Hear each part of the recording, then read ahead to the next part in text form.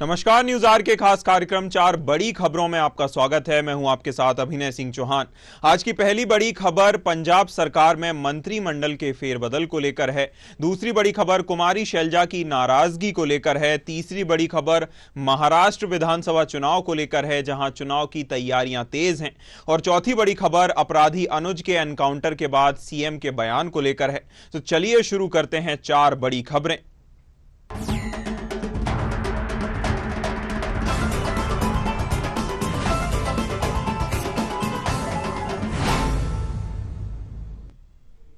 पंजाब की आम आदमी पार्टी सरकार के मंत्रिमंडल में फेरबदल होने जा रहा है, जहां सीएम भगवंत मान ने अपने मंत्रिमंडल से 4 मंत्रियों की छुट्टी कर दी है, जिसके बाद बदले में 5 विधायकों को नया मंत्री बनाया जाएगा। आज शाम 5 बजे ये विधायक मंत्री पद की शपथ लेंगे। इसी के साथ ही सीएम ने अपने ओएसडी ओंकार सिंह को भी हटा दिया है। हरियाणा विधानसभा चुनाव के बीच और पंचायत चुनाव से ठीक पहले इस बदलाव ने सबको चौंका दिया है। नए चेहरे शामिल करते हुए जातीय समीकरण ध्यान में रखे जा रहे हैं और उन्हें बड़े जिलों की अगुवाई दी गई है। साथ ही मंत्रिमंडल में यह फेरबदल मंत्रियों की परफॉर्मेंस और उनके इलाकों की रिपोर्ट को देखकर भी दिया जा रहा है। वहीं मोहिंदर भगत को मंत्री बनाकर सीएम ने जालंधर को रिटर्न गिफ्ट दिया है।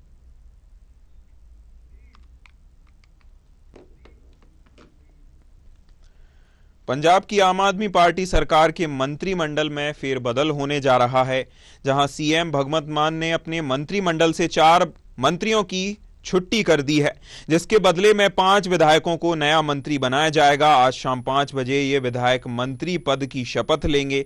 इसी के साथ ही सीएम ने अपने ओएसडी ओंकार सिंह को भी हटा दिया है। हरियाणा विधानसभा चुनाव के बीच और पंचायत चुनाव से ठीक पहले इस बदलाव ने सबको चौंका कर रख दिया है।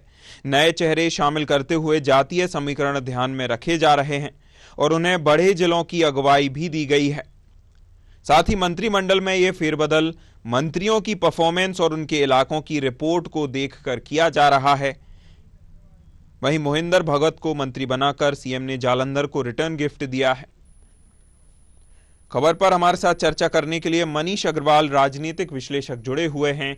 मनीष जी, हरियाणा जम्मू कश्मीर विधानसभा चुनाव से के ठीक बीच में इस तरह मंत्रिमंडल का फैसला लिया जाता है, जो लंबे समय से टला हुआ था। मंत्रिमंडल में जो फेरबदल किया जाना था, इसके क्या कारण रहे? देखिए, दिल्ली में जो सत्ता में बदलाव आया है, केजरीवाल जी ने एक नया मुख्यमंत्री जो दिल्ली में दिया है और उसके संग मंत्रिमंडल का नया विस्तार करा है, उसी को देखते हुए ये सोचा जा रहा है कि पंजाब में भी ये कार्रवाई इसीलिए करी गई है क्योंकि आपने देखा होगा कि लोकसभा के चुनावों में केजरीवाल जी की इतनी बढ़िया बहुमत की वहां सरकार थी, लेकिन फिर भी वो लोकसभा के चुनाव में पंजाब में अच्छा प्रदर्शन नहीं कर पाए। और उम्मीद है कि हरियाणा में भी कोई उसका बहुत बड़ा स्प्लिट नहीं है। कांग्रेस पार्टी ने उनके साथ कोलैबोरेशन करने से मना कर दिया है। तो इन सब जातिगत समीकरणों को जोड़ने के लिए कि पंजाब में भी कोई विद्रोह की शक्ल में ना आए, क्योंकि ऐसा उम्मीद करी जा रही है कि हरियाणा के चुनाव के रिजल्ट के बाद पंजाब में भी विरोध के स्वर उभरने लगेंगे, क्योंकि लोगों को ये अब लगने लगा है कि ये पॉलिटिक्स किस राह पे जा रही है। अब इसका कोई लॉजिकल कंक्लूजन नहीं दिख रहा, क्योंकि आप देख रहे होंगे केजरीवाल जी ने मुख्यमंत्री जी जिनको बनाया है आज, उन्होंने भी शपथ लेने के बाद किस तरीके का व्यवहार करा है संविधान के प्रति कि मुख्यमंत्री जी की कुर्सी खाली है, मैं भारत हूँ, वो राम है। तो ये कोई राजगद्दी का ट्रांसफर नहीं है। आप इस देश में जनता के द्वारा चुन के आते हैं, समय के लिए चुन के आते हैं, संविधान के अंतर्गत चुन के आते हैं। अगर आपकी मुख्यमंत्री की कुर्सी आज भी खाली है तो आपको मुख्यमंत्री बनाने से फायदा क्या? इसका मतलब आज भी सारे डिसीजन कोई और लेगा और आप सिर्फ वहां साइन करने के लिए बैठी हो। तो आम आदमी पार्टी को भी ये लग रहा है कि अगर जनवरी फरवरी में दिल्ली के चुनाव में और अभी हरियाणा के चुनाव में जैसा प्रदर्शन वो करते, इसका असर पंजाब में भी पड़ सकता है। तो पंजाब में जो थोड़ी बहुत आवाजें उठी थी, उसको एक शांत करने का एक तरीका है। मनीष जी, पंजाब में विरोध के स्वरों को शांत करने के लिए फैसला है। ऐसे में जो मंत्री अभी वर्तमान में थे, जब उनको हटाया जाएगा, उनसे मंत्री पद छीनकर नए विधायकों को दिया जाएगा, तो क्या अन्य लोग भी विवाद के उनके स्वर नहीं खुलेंगे? चूंकि उनके भी कुछ समर्थक होंगे, वह भी विवाद करेंगे। इसी के साथ ही जो हरियाणा चुनाव है, उस पर ये जो जातिगत समीकरण साधने की बात कही जा रही है कि आम आदमी पार्टी जातिगत समीकरण साध रही है, इसका कितना प्रभाव हरियाणा चुनाव पर हमें देखने को मिल सकता है? देखिए, हरियाणा चुनाव में आज भी आम आदमी पार्टी किसी स्थिति में नहीं है, इसीलिए कांग्रेस सरकार ने उनके साथ कोलैबोरेशन नहीं करा है।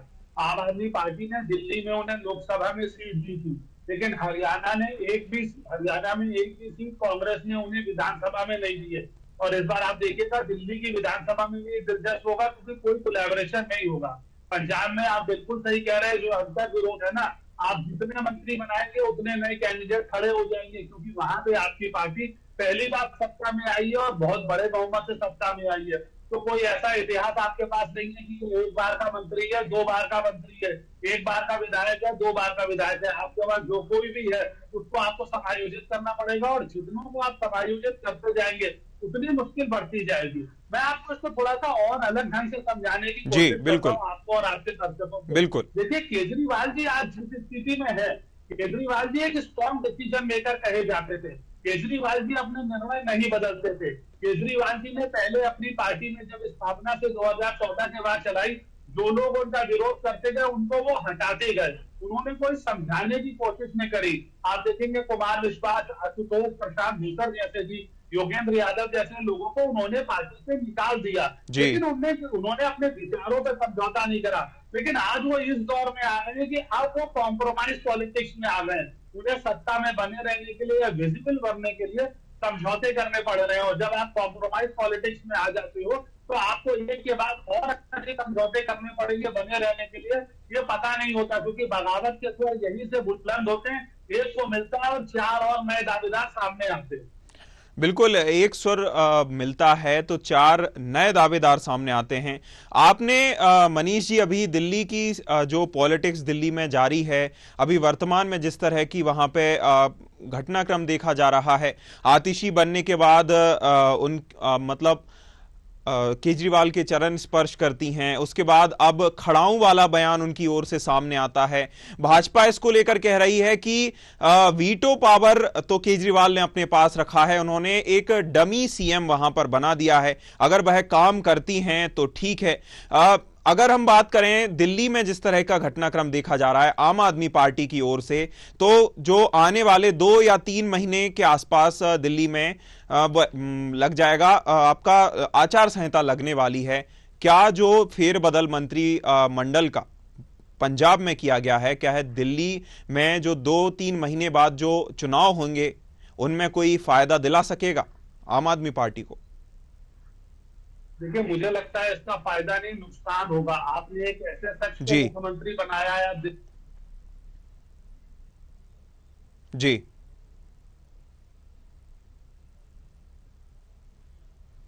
मनीष जी, हम आपकी आवाज नहीं सुन पा रहे हैं, तो बिल्कुल इसका कहीं ना कहीं नुकसान ही आम आदमी पार्टी को देखने के लिए मिल सकता है, चूंकि 2 माह पहले ही इस तरह की जो पॉलिटिक्स है, राजनीति है, वह एकदम से बदली गई है। चलिए रुक करते हैं, अगली खबर की ओर बढ़ते हैं। मनीष जी, आप हमारे साथ बने रहिएगा।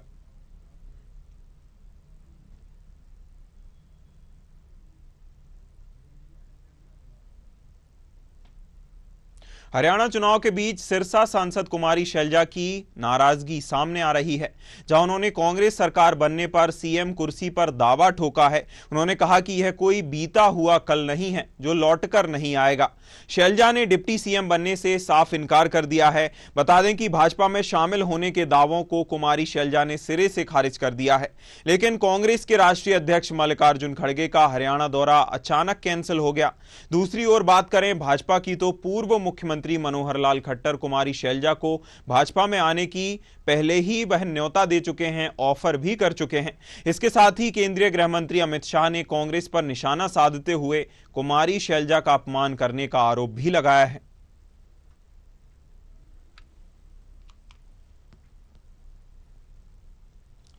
हरियाणा के सियासी रण के बीच कुमारी शैलजा का जो नाराजगी है, कुमारी शैलजा की नाराजगी है, वह कांग्रेस के लिए भारी पड़ती दिखाई दे रही है।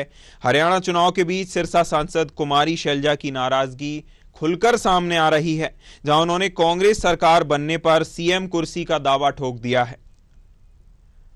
खबर पर हमारे साथ चर्चा करने के लिए मनीष अग्रवाल, राजनीतिक विश्लेषक, जुड़े हुए हैं। मनीष जी, हरियाणा चुनाव के बीच अब वोटिंग से कुछ ही दिन दूर हैं और ऐसे में कुमारी शैलजा की जिस तरह से नाराजगी देखी जा रही है, अगर हुड्डा दल की बात करें और या चौटाला की बात करें, ऐसे में कई दावेदार हैं और भी कांग्रेस के 2 या 3 उम्मीदवारों का बयान निकलकर सामने आया है कि हम डिप्टी सीएम तो बन ही जाएंगे। ऐसे में जो कुमारी शैलजा की नाराजगी है वह कांग्रेस को कितनी भारी पड़ सकती है? देखिए, पहली चीज तो मैं आपको बताऊं, कुमारी शैलजा कभी भी डिप्टी सीएम बनने के लिए तैयार नहीं होगी। वो जब भी बनेगी मुख्यमंत्री बनेगी जी। कांग्रेस बहुत दिनों से सत्ता में नहीं है। कांग्रेस के तरफ यही मुश्किल है कि कांग्रेस जब सत्ता के नजदीक पहुंचती है तो उनकी आपस जो है वो हावी होने लगती है, क्योंकि लोगों को ये लगता है बहुत दिन बाद ये मौका मिला है। शैलजा भी एक दलित बैकग्राउंड से भी आती है, उनके पिताजी भी राजनीति में थे, उन्होंने भी बहुत कुछ करा था, तो शैलजा जी की दावेदारी में मुझे नहीं लगता कोई कमी है। लेकिन जिस तरीके से कांग्रेस उसकी अंधेरी, और आज आपने होगा मल्लिकार्जुन खड़गे जी की थी हरियाणा में, वो इसी वजह से कैंसिल कर दी गई, क्योंकि कुमारी शैलजा जी और हुड्डा जी दोनों एक साथ मत कैसे शेयर करेंगे ये तय नहीं हो पा रहा था। तो मुझे लगता है अगर कांग्रेस को इस इंटरनल गुटबाजी का कोई नुकसान इसमें उठाना पड़ा तो इलेक्शन के रिजल्ट के बाद, जैसे पिछली बार हरियाणा के चुनाव में हुआ था कि एक पार्टी किंग मेकर बन के उभरी थी और उसने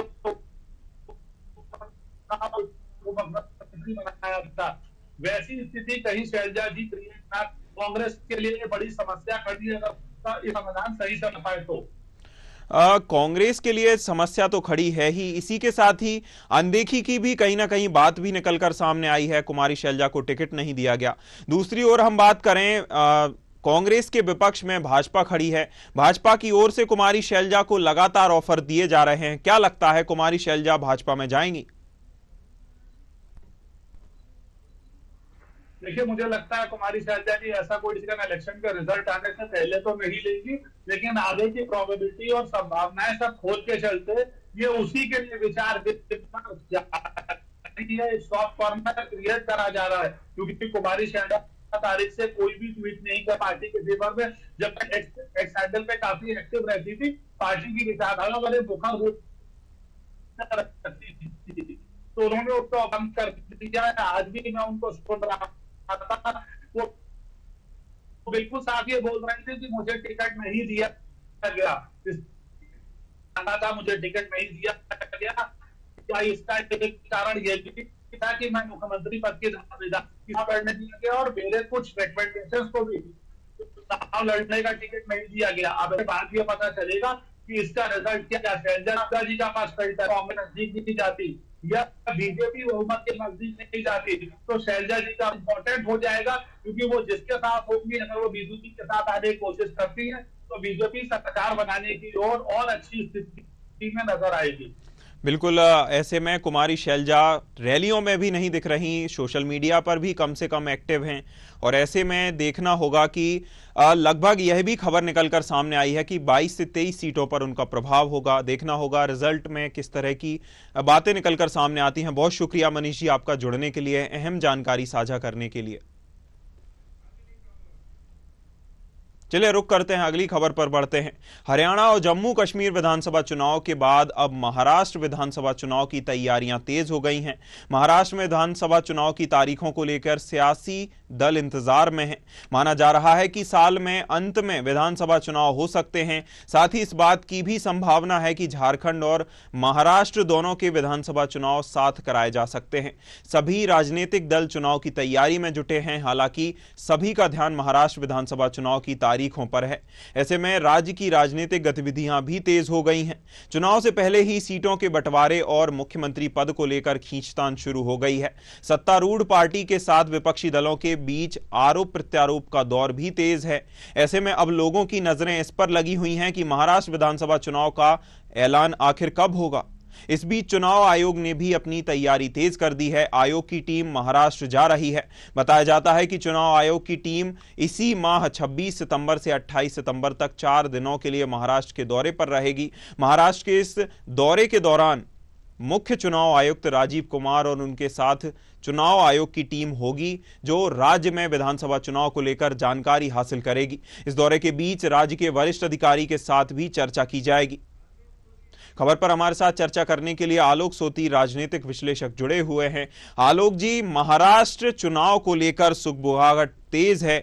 लगातार अटकलें लगाई जा रही हैं कि एमवीए अपना किस तरह से सीट बंटवारा तय करता है या एनडीए किस तरह अपना सीट बंटवारा तय करता है।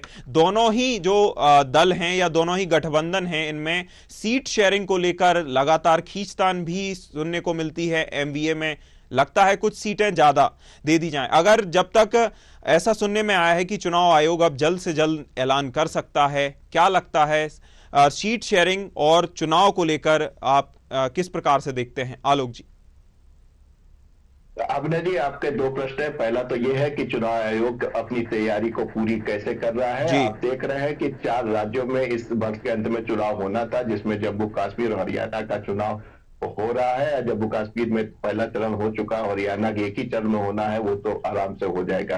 ऐसी परिस्थिति में 2 राज्य झारखंड और महाराष्ट्र प्रदेश है। महाराष्ट्र में आप देख रहे हैं कि चुनाव आयोग पूरी तरह सक्रिय है। 2 दिन के अपने दौरे पे जाएगा और उसके बाद फाइनल रिपोर्ट आपकी सबमिट हो जाए और उम्मीद है कि सही समय पे चुनाव का जो है घोषणा कर दी जाएगी। अब बात आती है सीट शेयरिंग की। सीट शेयरिंग बड़ी इंटरेस्टिंग है, क्योंकि आपने देखा शिवसेना के भी 2 फाड़ हो गए हैं। एक फाड़ जो है वो सत्तारूढ़ पार्टी बीजेपी के साथ है और दूसरा महाअघाड़ी के साथ है। इसी तरह आपने देखा है कि एनसीपी के भी 2 फाड़ हो चुके हैं, जिसमें अजीत ग्रुप जो है वो सत्तारूढ़ पार्टी है और दूसरा जो ग्रुप है वो महाअघाड़ी के साथ बैठा है। तो ऐसी परिस्थिति में आप देख रहे हैं, चाहे पक्ष हो चाहे विपक्ष हो, जो भी गठबंधन है उसमें आपस में तनातनी बनने की रहेगी, क्योंकि ये जो जब फाड़ होते हैं तो वो दिखाते हैं कि उनकी जो शक्ति है वो दूसरी पार्टी से ज्यादा होती है, कि वो ज्यादा से ज्यादा सीट मांगने की कोशिश करेंगे। लेकिन अभी तक कोई ऐसा कोई फार्मूला नहीं निकल पाया है और देखा गया है कि सीट बंटवारा करते समय, चाहे वो सत्तारूढ़ बीजेपी पार्टी हो, चाहे वो एक महाअघाड़ी की सरकार हो जिसमें आपने कांग्रेस, एनसीपी और उद्धव ठाकरे की शिवसेना को देखा है, इन आपस में इन दोनों ग्रुपों में आप देखिएगा इस बार काफी खींचातानी बनी रहेगी। आलोक जी, आपने जो पार्टी के विघटन की बात करी कि 2 पार्टियां अपने कई नेताओं से अलग अलग हो गई हैं, दोनों पार्टियों के नेता हैं, उनके जो वोट का परसेंटेज है वह भी आपस में बट गया है, नेता तो बट ही गए हैं। ऐसे में देखने को मिलता है कि कई बार जो अजीत पवार हैं, जो डिप्टी सीएम बनाए गए हैं, उनका कई बार सॉफ्ट कॉर्नर भी देखने को मिलता है। लोकसभा चुनाव के बाद उन्होंने जो अपनी बहन के खिलाफ पत्नी को लड़ाने वाली बात भी थी, उसको भी उनका सॉफ्ट कॉर्नर निकलकर सामने आया। तो क्या लगता है, चुनाव से पहले कोई दल बदल तो नहीं हो जाएगा?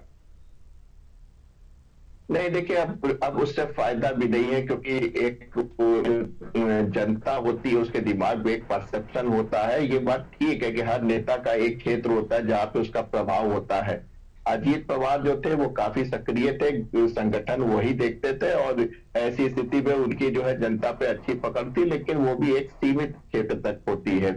उसी तरह आप देख सकते हैं शिंदे साहब को देख सकते हैं, जो बाद में मुख्यमंत्री भी है महाराष्ट्र के। पुणे के आसपास उनकी काफी अच्छी पकड़ है और उनकी भी जो सीमाएं हैं बड़ी सीमित होती है। इसलिए हमें नहीं लगता कि फिर से अब इतनी दूर निकल आए हैं कि फिर से जो है एक हो पाएंगे, वो करना मुश्किल है। हाँ, ये जरूर होगा कि जो उम्मीदवार अगर इन लोग की पार्टी के थ्रू वोट अपना जो है मांग रहा होगा, अपना खड़ा होना चाह रहा होगा, अगर उसको टिकट नहीं मिलेगा तो हो सकता है वो दूसरी पार्टी का रुख कर सके।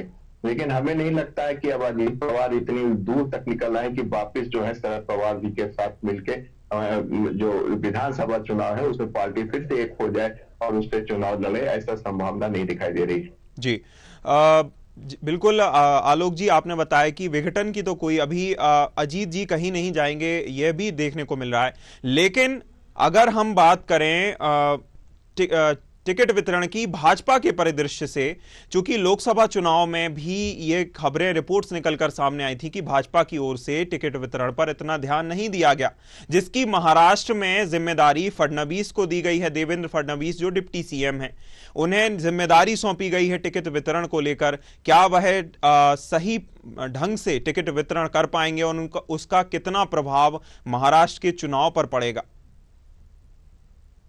जी अभिनव जी, आपने बहुत अच्छा प्रश्न किया। आपने देखा कि महाराष्ट्र में जो आशाती सफलता बीजेपी को नहीं मिली और उसको मोटे तौर पे कहा जाए उसको काफी बड़ी हार का सामना करना पड़ा। वो उसका मुख्य कारण था कि टिकट का वितरण सही कैंडिडेट को नहीं मिला था।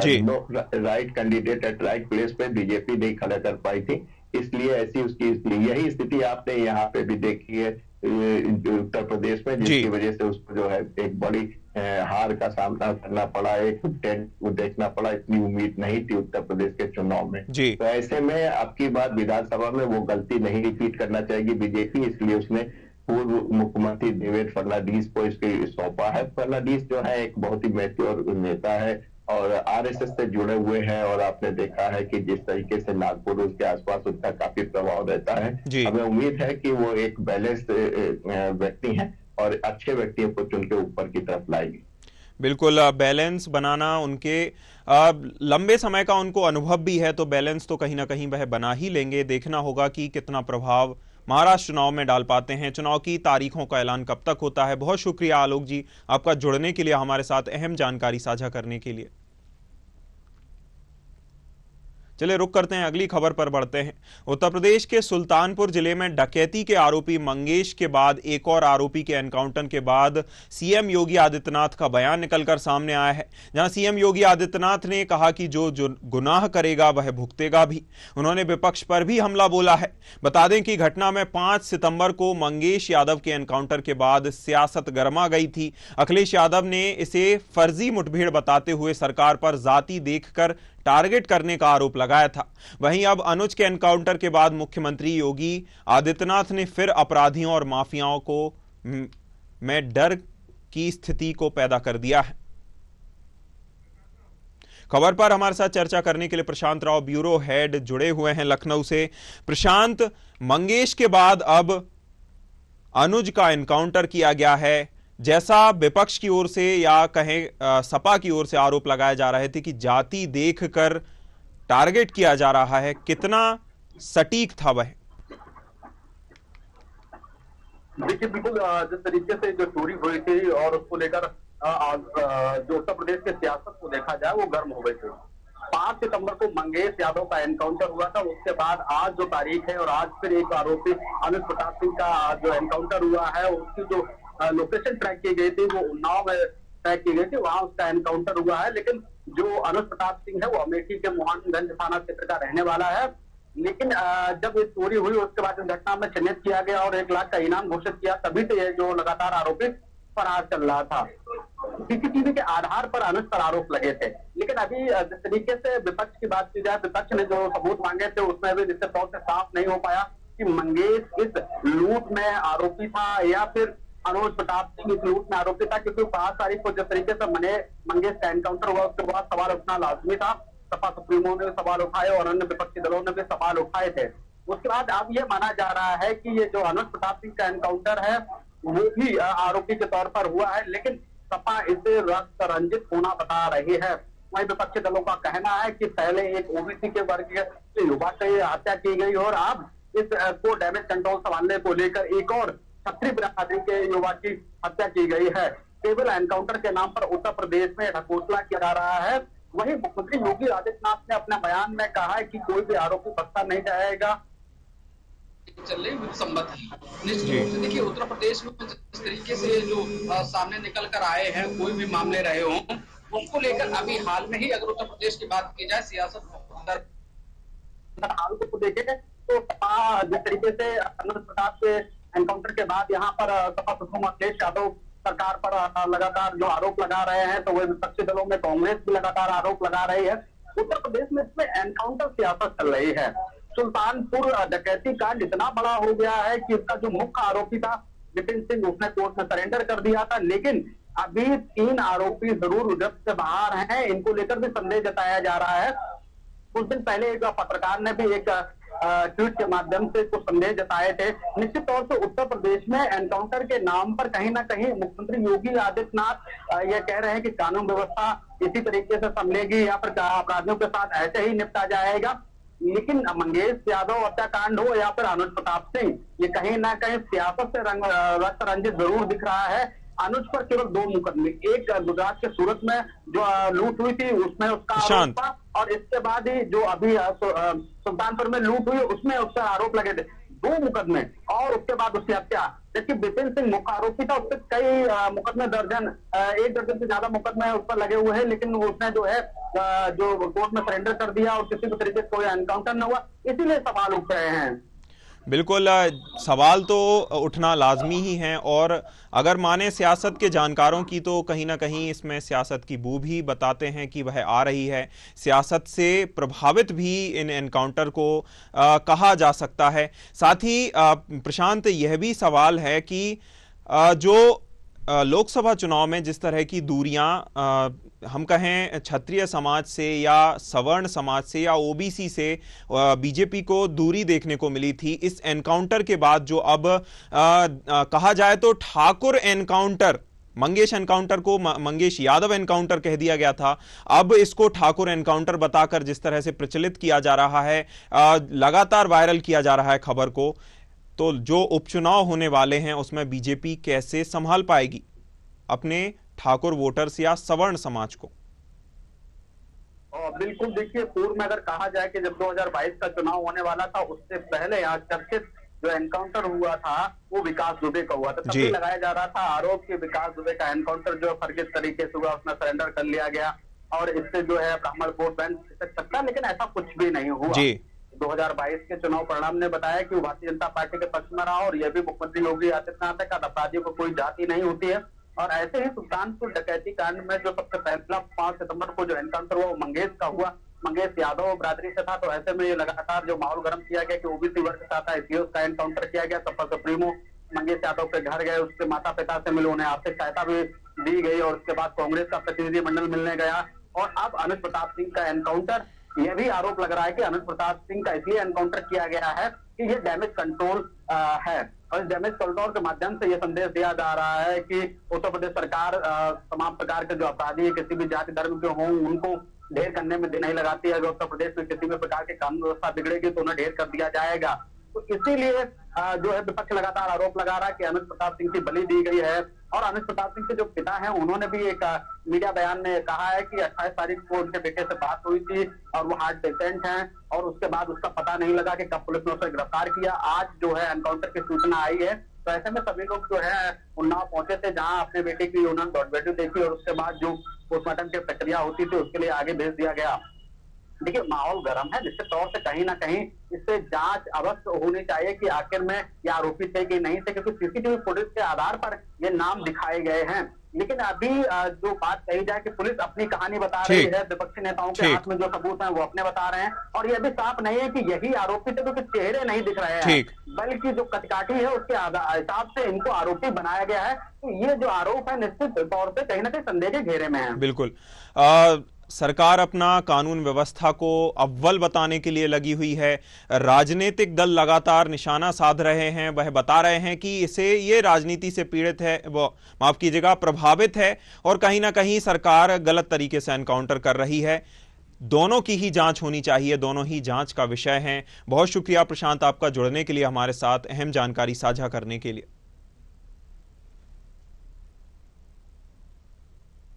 4 बड़ी खबरों में फिलहाल इतना ही। न्यूज़ आवर पर खबरों का सिलसिला लगातार जारी है। नमस्कार।